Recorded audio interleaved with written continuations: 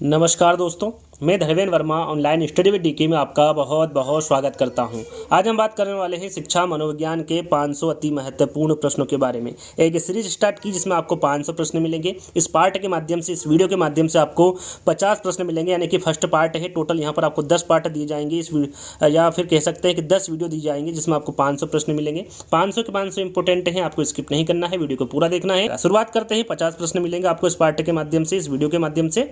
तो अभी तक आपने वीडियो को लाइक नहीं किया तो लाइक करना है, शेयर करना है और चैनल को सब्सक्राइब कर लेना है। तो शुरुआत करते हैं। पहला प्रश्न है, अधिगम को प्रभावित करने वाला शिक्षक से संबंधित कारक। यहाँ पर देखिए शिक्षक से संबंधित कारक पूछा गया है। प्रस्तुतिकरण है, अभ्यास है, इच्छा शक्ति है या फिर तत्परता है। तो अधिगम को प्रभावित करने वाला शिक्षक से संबंधित कारक पूछा गया है, तो यहाँ पर प्रस्तुतिकरण आपका राइट आंसर होगा। यदि आप आपका आकलन करना चाहते हैं तो आकलन कर सकते हैं और अंत में बता सकते हैं कि इन 50 प्रश्नों में आपको कितने नंबर आ रहे हैं। तो पहला वाला विकल्प आपका यहाँ पर सही होगा। सफल होने से बढ़कर कोई सफलता नहीं है, यहाँ कथन संबंधित है। देखिए थोड़ी देर समय पहले हमने थॉर्नडाइक से संबंधित 70 प्रश्न अपलोड किए थे। यदि आपने नहीं देखा है तो देख लीजिएगा, काफ़ी इंपॉर्टेंट प्रश्न है। एक ही वैज्ञानिक से 70 प्रश्न लिए हैं, यानी कि यदि थॉर्नडाइक से प्रश्न आ जाता है एग्जाम में तो आप गलत नहीं करेंगे यदि वो वीडियो आपने देख लिया। तो प्रश्न में पूछा गया है कि यहाँ कथन किस नियम से संबंधित है। प्रभाव के नियम से है, अभ्यास के नियम से है, तत्परता के नियम से है या फिर उपरोक्त सभी से है। तो यहाँ पर होगा आपका सही आंसर प्रभाव का नियम। जो थॉर्नडाइक है इन्होंने कितने सीखने के नियम बताए हैं? 2 नियम बताए, एक तो मुख्य नियम और दूसरा है गौण नियम। मुख्य नियम के अंतर्गत 3 नियम आते हैं जो कि आपके सामने हैं। 3 नियम ये किसके अंतर्गत आते हैं?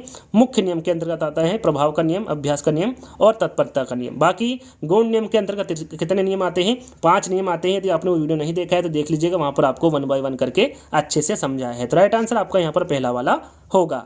चलिए, निम्नलिखित में से कौन सा कारक व्यक्तिक भिन्नताओं का कारक नहीं? यहाँ पर देखिए कौन सा कारक है जो व्यक्तिक भिन्नताओं का कारक नहीं है। प्रश्न में पूछा गया है। प्रजाति है, आनुवंशिकता है, भाषा है या फिर वातावरण है। राइट आंसर आपका होगा, देखिए व्यक्तिक भिन्नताओं का कारक पूछा गया है तो वो प्रजाति होगा, आनुवंशिकता होगा और वातावरण होगा। यहाँ पर कौन सा नहीं है पूछा गया है तो आपका राइट आंसर क्या होगा? भाषा। याद रखिएगा, ये व्यक्तिक भिन्नता के कारक के अंतर्गत भाषा नहीं आता है। प्रजाति, आनुवंशिकता और वातावरण ये तीनों ही कारक व्यक्तिक भिन्नताओं के कारक के अंतर्गत आते हैं। वस्तुनिष्ठ प्रश्नों की उपयोगिता का कारण है। यहाँ पर वस्तुनिष्ठ प्रश्न, जिस प्रकार के हम यहाँ पर प्रश्न पढ़ रहे हैं, आपको पढ़ा रहे हैं किस प्रकार के प्रश्न हैं, इन्हीं को वस्तुनिष्ठ प्रश्न कहा जाता है। इनकी उपयोगिता का कारण क्या है ये पूछा गया है। पाठ्यक्रम व्याप्ति है, निष्पक्ष मूल्यांकन है, विद्यार्थियों का हित है या फिर रखने से आ जाती है। तो यहाँ पर देखिए जहाँ पर वस्तुनिष्ठ प्रश्न आ जाते हैं वहाँ पर निष्पक्ष मूल्यांकन होता है। किस प्रकार का मूल्यांकन होगा? निष्पक्ष मूल्यांकन होगा। सेकंड वाला विकल्प आपका सही होगा। चलिए, पुनर्बलन। पुनर्बलन की अनुसूची को दर्शाने वाले मनोवैज्ञानिक का नाम बताइए। काफ़ी इंपॉर्टेंट है, एग्जाम में पूछा गया है। फ्रायड है, हल है, स्किनर है या फिर कोफका है। राइट आंसर आपके सामने है स्किनर। पुनर्बलन की अनुसूची को जो दर्शाने वाले मनोवैज्ञानिक का नाम पूछा गया है तो वो कौन होंगे? स्किनर होंगे। विद्यार्थियों को उपलब्धि परीक्षण का मूल्यांकन करने के लिए पाठशालाओं में उपयोग में आने वाली शिक्षा विधियां कौन सी? यहाँ पर देखिए शिक्षा विधियों के बारे में पूछा गया है। गुणात्मक विधि है, निरीक्षण विधि है, साक्षात्कार विधि या फिर इनमें से कोई नहीं। राइट आंसर आपका होगा गुणात्मक विधि। विद्यार्थियों को उपलब्धि परीक्षण का मूल्यांकन करने के लिए पाठशालाओं में जो उपयोग में लाने वाली शिक्षा विधियाँ हैं वो गुणात्मक विधि होगी। यहाँ पर पहला वाला विकल्प आपका सही होगा। अगला प्रश्न, उपलब्धि परीक्षण के मुख्य उद्देश्य। यहाँ पर देखिए उपलब्धि परीक्षण के मुख्य उद्देश्य पूछा गया है। छात्रों के शिक्षा के आयाम निश्चित करना, छात्रों के शैक्षिक स्तर का पता लगाना, छात्रों की वस्तु की स्थिति का अवलोकन करना या फिर उपरोक्त सभी। तो यहाँ पर आपका राइट आंसर होगा छात्रों के शिक्षा के आयाम निश्चित करना, छात्रों के शैक्षिक स्तर का पता लगाना और छात्रों की वस्तु की स्थिति का अवलोकन करें। ये तीनों ही उपलब्धि परीक्षण के मुख्य उद्देश्य हैं। राइट आंसर आपका यहाँ पर उपरोक्त सभी होगा। चलिए, उपलब्धि परीक्षण का प्रमुख उपयोग होता है। यहाँ पर देखिए उपलब्धि परीक्षण का उपयोग कहाँ पर होता है? प्रमुख अधिगम उत्पाद जांच में होता है, उपचारात्मक शिक्षण में होता है, शैक्षिक मार्गदर्शन में होता है या फिर उपरोक्त सभी में होता है। तो उपलब्धि परीक्षण के बारे में पूछा गया है तो ये अधिगम उत्पादक जांच में भी होता है, उपचारात्मक शिक्षण में भी होता है और शैक्षिक मार्गदर्शन में भी होता है। तो यहाँ पर भी आपका राइट आंसर उपरोक्त सभी होगा।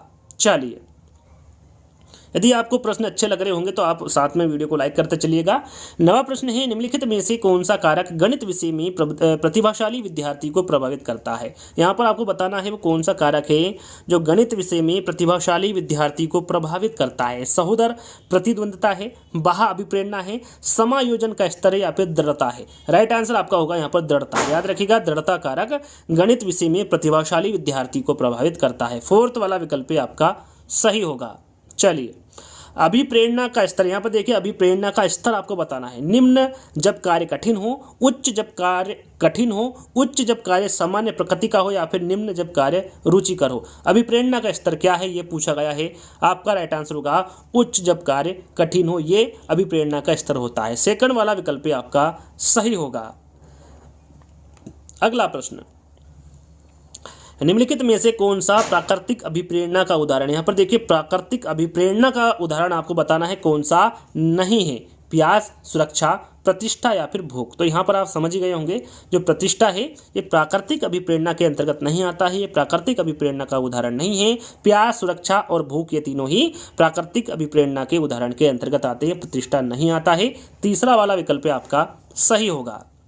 चलिए, निम्नलिखित में से कौन सी प्रेरणा की विधि नहीं। यहाँ पर देखिए कौन सी प्रेरणा की विधि नहीं है पूछा गया है। प्रतियोगिता की भावना उत्पन्न करना, यहाँ पर प्रतियोगिता लिखा हुआ है, ध्यान दीजिएगा। प्रतियोगिता की भावना उत्पन्न करना, व्यवहार में परिवर्तन करना, प्रशंसा करना या फिर रुचि उत्पन्न करना। राइट आंसर आपका होगा व्यवहार में परिवर्तन करना। ये प्रेरणा की विधि के अंतर्गत नहीं आता है। बाकी प्रतियोगिता की भावना उत्पन्न करना, प्रशंसा करना और रुचि उत्पन्न करना ये तीनों ही अभिप्रेरणा विधि के अंतर्गत आते हैं। व्यवहार में परिवर्तन करना नहीं आता है। तो सेकंड वाला विकल्प आपका सही होगा।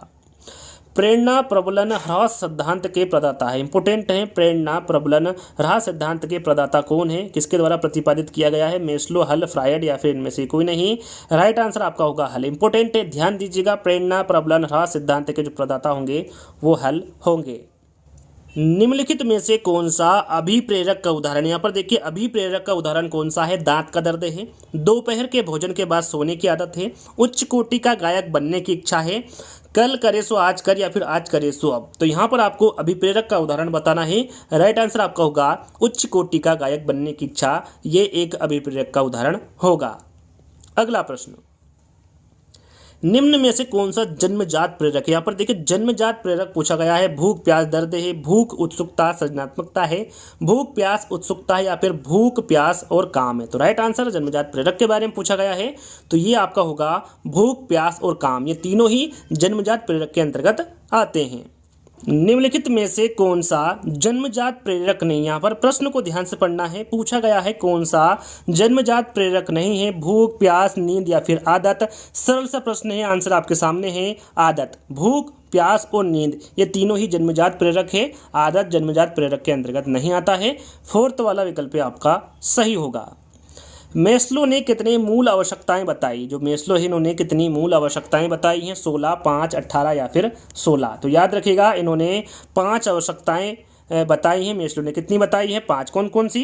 शारीरिक आवश्यकता, सुरक्षा की आवश्यकता, प्यास एवं संबंधों की आवश्यकता, आत्मसम्मान की आवश्यकता और आत्मबोध की आवश्यकता। ये 5 मूल आवश्यकताएं बताई है मेस्लो ने, जिनके बारे में आपको पता होना चाहिए। चलिए, निम्न के अभाव में प्रेरणा की प्रक्रिया आरंभ नहीं हो सकती। पुनर्बलन, आवश्यकता, पुरस्कार या फिर दंड। तो यहाँ पर राइट आंसर होगा आपका आवश्यकता। आवश्यकता के अभाव में प्रेरणा की जो प्रक्रिया है वो आरंभ नहीं हो सकती। सेकंड वाला विकल्प आपका सही होगा।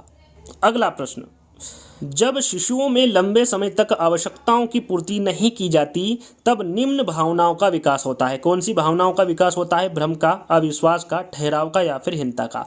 याद रखिएगा जब शिशुओं में लंबे समय तक आवश्यकताओं की पूर्ति नहीं की जाती तब अविश्वास भावना का विकास होता है। कौन सी भावना का विकास होता है।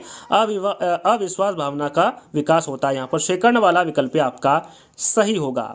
अगला प्रश्न, एक शैक्षिक निष्पत्ति परीक्षण हुआ है जिसका निर्माण ज्ञान समूह में कौशल मापने के लिए किया जाता है। यहाँ कथन किसका है। किन्नर का है, फ्रीमैन का है, कोल्सनिक का है या फिर गैरिसन का है। दिया गया कथन किसका है ये आपको बताना है। तो ये फ्रीमैन का कथन है। याद रखिएगा यहाँ कथन किसका होगा, फ्रीमैन का होगा। उपलब्धि परीक्षणों का मुख्य रूप से उपयोग होना चाहिए छात्रों के मूल्यांकन में, शिक्षण कार्य की कमी के मूल्यांकन में, उपचारात्मक शिक्षण में, या फिर इन सभी में। राइट आंसर आपका होगा छात्रों के मूल्यांकन में। याद रखिएगा, उपलब्धि परीक्षणों का जो मुख्य रूप से उपयोग होना चाहिए ये छात्रों के मूल्यांकन में होना चाहिए। अगला प्रश्न, उपलब्धि परीक्षण कराने के लिए सबसे पहले क्या बनाना पड़ता है? उद्देश्य भार बनाना पड़ता है, उत्तर कुंजी, प्रश्न पत्र की रूपरेखा, या फिर ब्लूप्रिंट। याद रखिएगा, उपलब्धि परीक्षण कराने के लिए जो सबसे पहले बनाना पड़ता है वो उद्देश्य भार बनाना पड़ता है। यहाँ पर पहला वाला विकल्प आपका सही होगा। उपलब्धि परीक्षण कराने के लिए सबसे पहले क्या बनाना पड़ता है? उद्देश्य भार, उत्तर कुंजी, प्रश्न पत्र की रूपरेखा, या फिर ब्लूप्रिंट। उपलब्धि परीक्षण कराने के लिए सबसे पहले क्या बनाना पड़ता है पूछा गया है। आपका राइट आंसर होगा उद्देश्य भार। उपलब्धि परीक्षण कराने के लिए सबसे पहले उद्देश्य भार को बनाना पड़ता है। निम्न में से उपलब्धि परीक्षण के प्रकार, यहाँ पर देखिए उपलब्धि परीक्षण के प्रकार पूछा गया है। अप्रमापीकृत है, आत्मनिष्ठ है, प्रमापीकृत परीक्षण है, या फिर उपरोक्त सभी है। उपलब्धि परीक्षण के प्रकार पूछा गया है तो वो अप्रमापीकृत भी है, आत्मनिष्ठ भी है और प्रमापीकृत परीक्षण भी, यानी तीनों ही उपलब्धि परीक्षण के प्रकार है। उपरोक्त सभी आपका राइट आंसर होगा। निष्पत्ति परीक्षणों का सबसे अधिक उपयोग है किसमें है? प्रेरकों में है, अधिगम में है, छात्र वर्गीकरण में है, या फिर श्रेणी विभाजन में है। निष्पत्ति परीक्षणों का सबसे अधिक उपयोग पूछा गया है। आपका राइट आंसर होगा छात्र वर्गीकरण में। याद रखिएगा, निष्पत्ति परीक्षणों का जो सबसे अधिक उपयोग होगा वो छात्र वर्गीकरण में होगा। वहाँ परीक्षण जिसमें बालकों को प्रारंभिक बिंदु से लेकर अंतिम बिंदु तक रास्ता सही खोजना होता है वो वस्तु संकलन है, भूल भुलैया है, ब्लॉक निर्माण है, या फिर कूट संकेत है। तो याद रखिएगा, वहाँ परीक्षण होगा भूल भुलैया। भूल भुलैया परीक्षण जिसमें बालकों को प्रारंभिक बिंदु से लेकर अंतिम बिंदु तक रास्ता सही खोजना होता है। सेकंड वाला विकल्प आपका सही होगा। अभिप्रेरणा से तात्पर्य छात्र की आंतरिक शक्ति को जागृत करना है। यहाँ कथन किसका है? वैलेंटाइन का है, गिलफोर्ड का है, स्किनर का है, या फिर पियाजे का है। राइट आंसर आपका होगा गिलफोर्ड का। याद रखिएगा, यहाँ पर जो दिया गया कथन है ये गिलफोर्ड का कथन है। भारत के कौन से अनुच्छेद के अनुसार शिक्षा का अधिकार हमें मिलता है? यहाँ पर देखिए कौन सा अनुच्छेद है जिसमें हमें शिक्षा का अधिकार मिलता है। अनुच्छेद 19, 32, 21A या फिर अनुच्छेद 21। याद रखिएगा, वहाँ अनुच्छेद है 21A। भारत के अनुच्छेद 21A के अनुसार शिक्षा का अधिकार हमें मिलता है। शिक्षा का जो अधिकार है ये कब लागू हुआ था? 1 अप्रैल 2008 में, 2011 में, 2010 में, या फिर 2009 में। शिक्षा का अधिकार लागू कब हुआ था पूछा गया है तो ये 1 अप्रैल 2010 को लागू हुआ था शिक्षा का अधिकार। याद रखिएगा, 1 अप्रैल 2010 को। अगला प्रश्न, शिक्षा के अधिकार के अनुसार उच्च प्राथमिक शिक्षक छात्र अनुपात एक अध्यापक पर, यानी कि एक अध्यापक पर उच्च प्राथमिक शिक्षक में कितने छात्र होने चाहिए ये पूछा गया है। इसके अनुपात पूछा गया है 45, 40, 35 या फिर 30। तो याद रखिएगा, उच्च प्राथमिक शिक्षक के बारे में पूछा गया है तो वहाँ पर अनुपात होता है 1:35, यानी कि एक शिक्षक पर कितने विद्यार्थी होंगे, छात्र होंगे? 35 होंगे उच्च प्राथमिक शिक्षक पे। तो राइट आंसर आपका क्या होगा यहाँ पर? तीसरा वाला। चलिए, प्रेरणा शब्द का मनोवैज्ञानिक अर्थ है। यहाँ पर देखिए, प्रेरणा शब्द का मनोवैज्ञानिक अर्थ पूछा गया है। आंतरिक उत्तेजना है, प्रतिक्रिया है, सजीव प्रयास है, या फिर इनमें से कोई नहीं। राइट आंसर आपका होगा प्रतिक्रिया। प्रेरणा शब्द का जो मनोवैज्ञानिक अर्थ होगा वो प्रतिक्रिया होगा। अगला प्रश्न, स्टैनफोर्ड बीने परीक्षण। स्टैनफोर्ड बीने परीक्षण मापन करता है अभिरुचि का, बुद्धि का, व्यक्तित्व का, या फिर वस्तु स्थायित्व का। आईएमपी प्रश्न है, आपको पता होना चाहिए। राइट आंसर आपका होगा बुद्धि का। याद रखिएगा, स्टैनफोर्ड बीने परीक्षण किसका मापन करता है? बुद्धि का करता है। अब बात आती है कि इसको किसके द्वारा दिया गया, तो याद रखिएगा इसको टर्मन एवं बर्ट के द्वारा दिया गया। किसके द्वारा? टर्मन एवं बर्ट के द्वारा स्टैनफोर्ड बीने परीक्षण दिया गया। और ये कितने वर्षों के बच्चों के लिए होता है? तो याद रखिएगा, ये 2 से 14 वर्ष के बच्चों के लिए होता है। पूछा जाता है जो स्टैनफोर्ड बीने परीक्षण जो कि टर्मन एवं बर्ट के द्वारा दिया गया, ये कितने से कितने वर्ष के बच्चों के लिए होता है? तो ये 2 से 14 वर्ष के बच्चों के लिए होता है। कब दिया गया था? तो ये 1916 में दिया गया था। याद रखिएगा, सेकंड वाला विकल्प आपका सही होगा। किसी एक व्यक्ति को सामाजिक दृष्टि से स्वीकृत कार्य करने हेतु कौन सी एक प्रेरणा देता है, या फिर कौन सा एक प्रेरक देता है? स्वीकृति प्रेरक, शक्ति प्रेरक, आक्रोश प्रेरक, या फिर उपलब्धि प्रेरक। राइट आंसर आपका होगा स्वीकृति प्रेरक। याद रखिएगा, किसी एक व्यक्ति को सामाजिक दृष्टि से स्वीकृत कार्य करने हेतु स्वीकृति प्रेरक देता है। यहाँ पर पहला वाला विकल्प आपका सही होगा। अगला प्रश्न, निम्न में से अधिगम के संज्ञानात्मक अनुक्षेत्र से संबंधित क्रिया है। कौन सी क्रिया है? कल्पना करना, अनुभूति करना, स्पर्श करना या फिर क्रोधित होना। निम्न में से अधिगम के संज्ञानात्मक अनुक्षेत्र से संबंधित कौन सी क्रिया है, यह आपको बताना है। राइट आंसर आपका होगा यहाँ पर कल्पना करना। निम्न में से कौन सा शिक्षण अधिगम प्रक्रम को प्रभावहीन बनाता है? कौन सा शिक्षण है जो अधिगम प्रक्रम को प्रभावहीन बनाता है? उपयुक्त शिक्षण है, पारितोषिक तथा दंड का अनुचित उपयोग है, पाठ्यक्रम पूरा करना है या फिर शिक्षण विधि का उपयोग करना है। यदि आपने चारों विकल्पों को और प्रश्न को ध्यान से पढ़ा होगा, राइट आंसर आपके सामने है पारितोषिक तथा दंड का अनुचित उपयोग। यह शिक्षण अधिगम प्रक्रम को प्रभावहीन बनाता है। यहाँ पर सेकंड वाला विकल्प आपका सही होगा। निष्पादन में परिवर्तन अभ्यास का फलन होता है। यहाँ कहा जाता है परिपक्वता, अधिगम, बुद्धि या फिर अभिप्रेरणा। राइट आंसर आपका होगा अभिप्रेरणा। याद रखिएगा ये क्या कहा जाता है? अभिप्रेरणा कहा जाता है।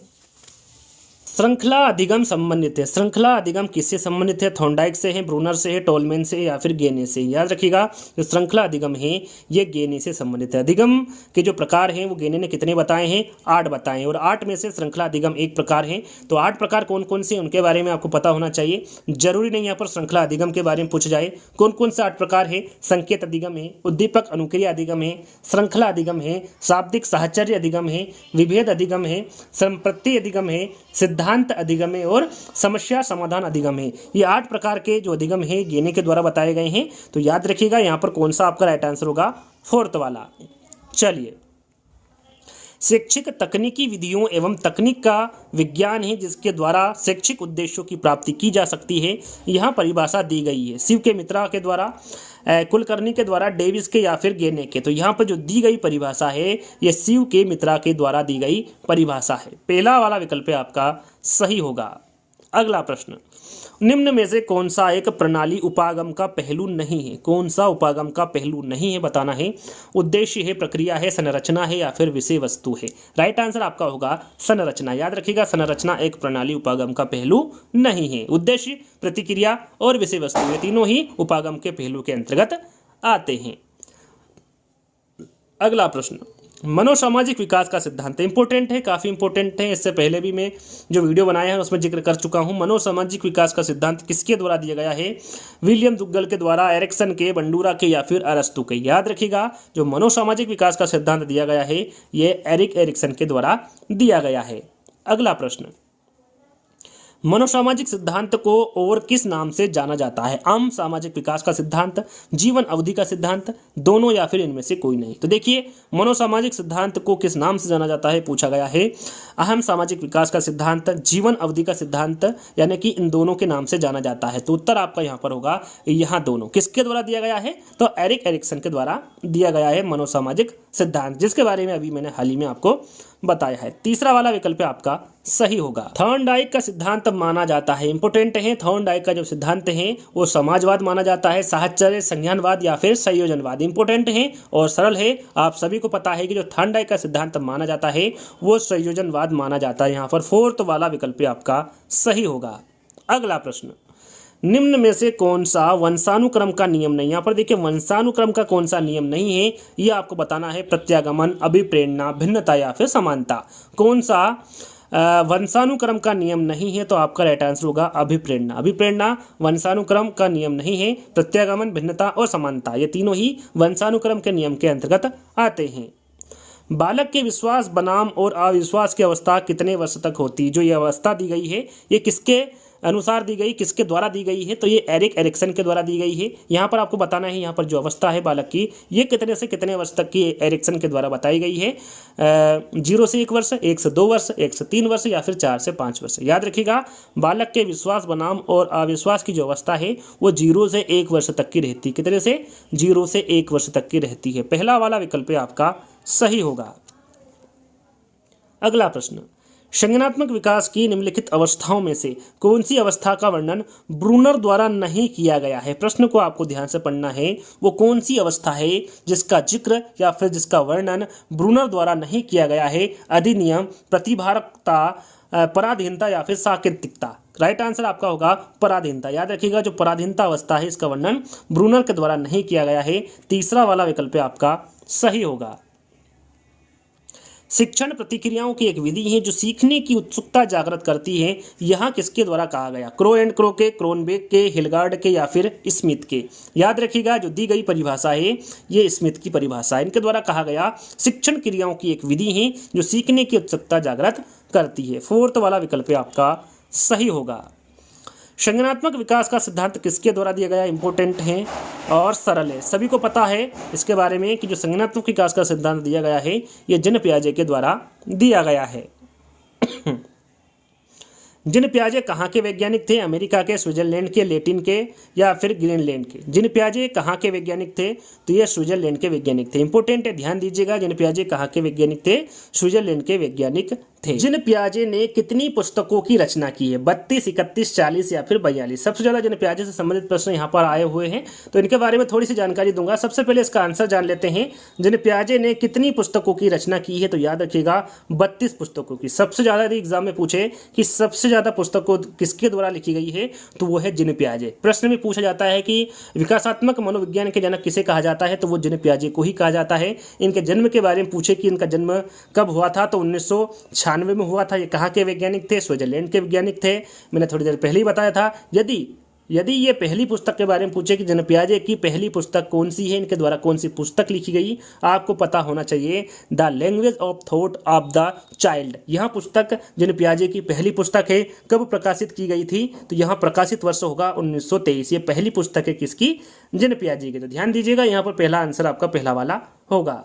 चलिए, प्रेरणा का स्रोत निम्नलिखित में से कौन सा नहीं? यहाँ पर देखिए प्रेरणा का स्रोत कौन सा नहीं है पूछा गया है। प्रेरक है, चालक है, उद्दीपन है या फिर आदत है? राइट आंसर आपका होगा आदत। याद रखिएगा आदत प्रेरणा का स्रोत नहीं है। प्रेरक, चालक और उद्दीपन ये तीनों ही प्रेरणा के स्रोत के अंतर्गत आते हैं। अगला और अंतिम प्रश्न, जैसा कि मैंने आपको बताया था इस वीडियो के माध्यम से आपको 50 प्रश्न मिलेंगे। टोटल यहाँ पर 10 पार्ट या फिर 10 वीडियो बनेंगे जिसमें आपको 500 प्रश्न मिल जाएंगे। बालक में स्वतंत्रता बनाम शर्म की अवस्था कब होती है? यदि आपको यहाँ पर वीडियो पसंद आ गया होगा, वैसे तो 50 प्रश्न आप यदि देख रहे होंगे तो वीडियो जरूर पसंद आया होगा। यदि आपने वीडियो को लाइक नहीं किया तो लाइक करना है सबसे पहले। उसके बाद में जैसे ही 50 प्रश्न समाप्त होते हैं आपको इस वीडियो को शेयर करना है। और यदि अपने चैनल को सब्सक्राइब नहीं किया है तो जल्दी से चैनल को सब्सक्राइब कर लेना है। बालक में स्वतंत्रता बनाम शर्म की अवस्था कब होती है? 1 साल से 3 साल के बीच में, 3 साल से 6 साल के बीच में, 6 साल से 12 साल के बीच में या फिर 12 साल से 18 साल के बीच में? यहाँ पर पूछा गया है प्रश्न में बालक में स्वतंत्रता बनाम शर्म की अवस्था कब होती है? राइट आंसर आपका होगा 1 साल से 3 साल के बीच में बालक में स्वतंत्रता बनाम शर्म की अवस्था होती है। पहला वाला विकल्प आपका सही होगा। और यहीं पर आपके 50 प्रश्न समाप्त होते हैं। जल्द ही इसके सेकंड पार्ट में मिलेंगे। जब तक के लिए धन्यवाद।